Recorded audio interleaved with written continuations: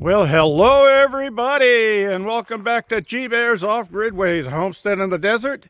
And yeah, the clouds have built in. We're due for round 2 of the storm, which is supposed to hit around 3 this afternoon. And it's close to noontime right now, but it looks like it might get here a little early. Way up there by the mountains, it looks like they're about to get it any time now. And over that way, they look like they're going to get it any time now.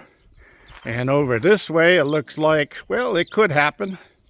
So that's what's going on. And yesterday's major deluge they were talking about for the month of April was only 3/100ths of an inch. And that's peanuts. That's nothing. It didn't even fill my water barrels. I was out here right now going to transfer water down here and refill this tote, and I only got maybe a quarter of a barrel in each one of my corner barrels. So there's really nothing was brought through there.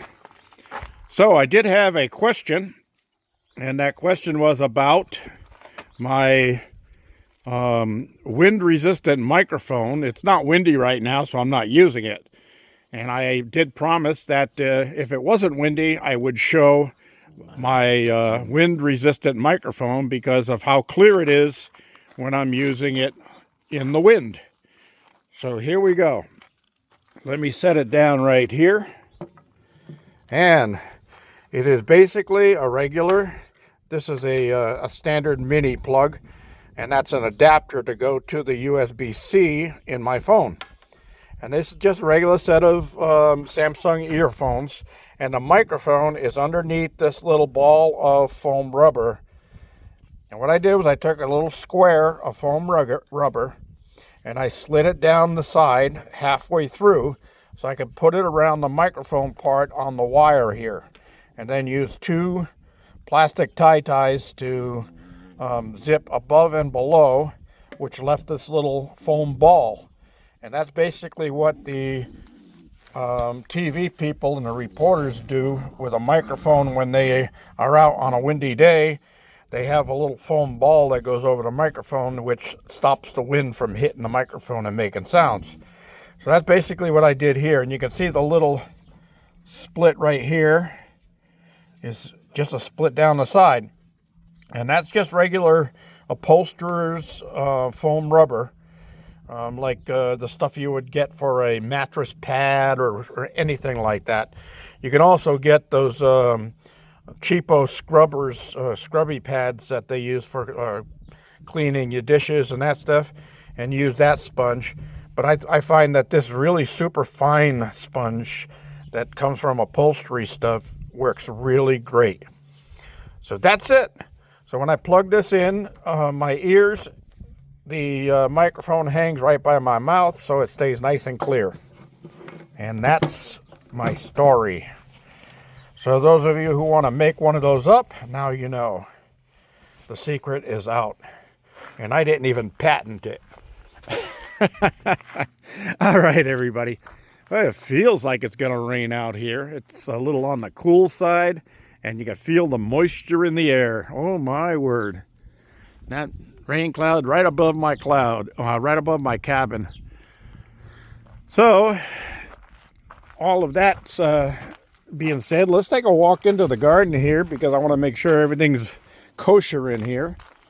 Last year at this time when I walked in here, there was a coach whip snake right there beside the planter. And it was as long as that planter. I think I still have that picture. If I do, I'll post it in the video when I edit it right about here. Okay. So look, all the wind blew all the petals off all the quince flowers here.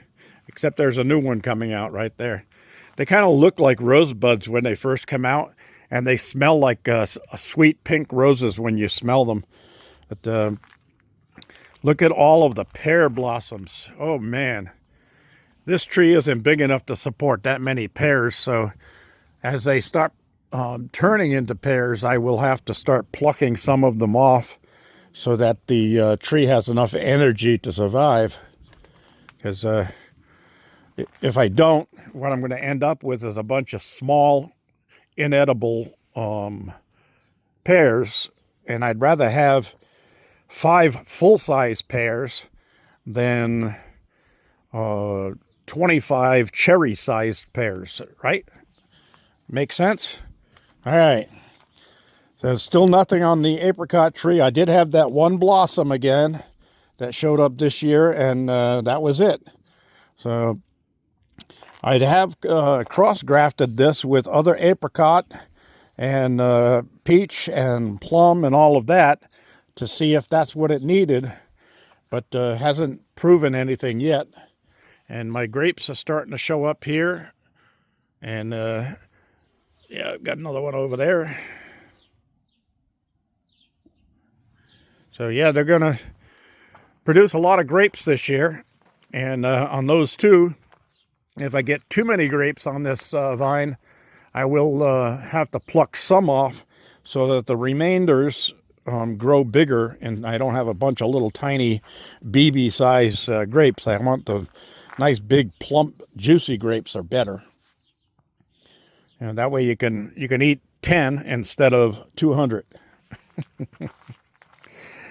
Yet I don't see any blossoms on this multi-apple tree and pear tree yet, but we'll see what happens down the line. It's still young.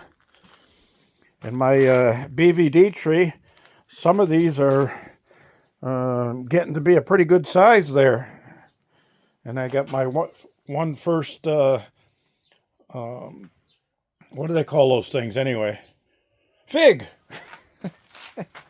It's a BVD fruit. Yeah, I know. I heard you. Okay, so anyway, that's what's going on in here. Just a quick walk through, make sure everything is okay. And oh, this little one down here has got some leaves on it already.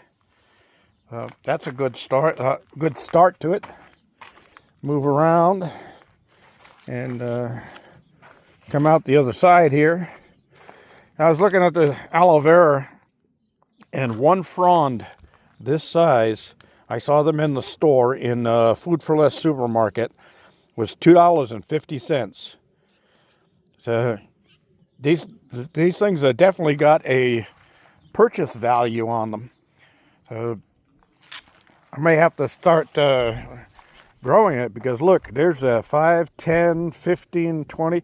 There's about $25 worth of fronds on that one plant alone. That's it. I got another one over here that's I just stuck in, and it looks like it's starting to green up a little bit, so it'll take.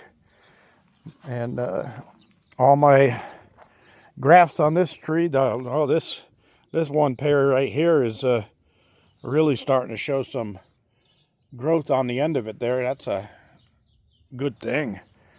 Yep, gonna be fun. This one finally sprouted out at the top. This one here has already got steady leaves going on it, so interesting.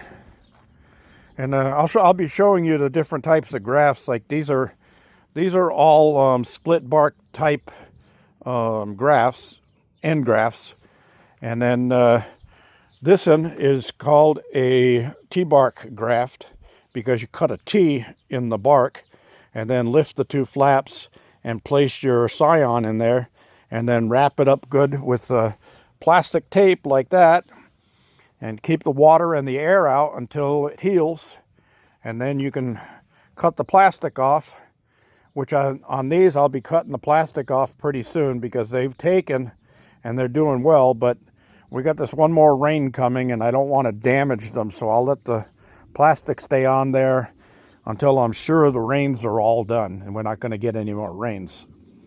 And same up here. This one I think I used parafilm tape, and the parafilm tape will actually fall off by itself. You don't have to cut it off. But plastic tape like that right there, you do have to cut it off.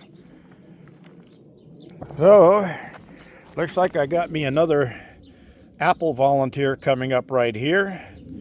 And I'll let that grow a little stronger before I pull it out and transplant it into a pot. Potatoes looking good. What you doing out there, buddy? That's my buddy Blackie. He's the one that follows me around.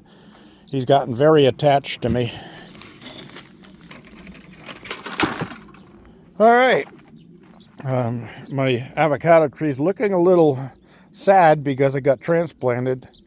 But maybe it'll come back. We'll see. If not, I still have 2 in this pot and 2 in that pot. And I'll see what I can do. But hopefully it'll make it back. I'll keep it fed with vitamin B. And we'll go from there. Still no tomatoes yet. Still too cold. Temperatures got down into the low 40s last night. And not very productive when it's that cold. Well, thanks for joining me, everybody. Yeah, it looks like the rain's coming. We'll let you know when it does get here. This is G Bear signing off.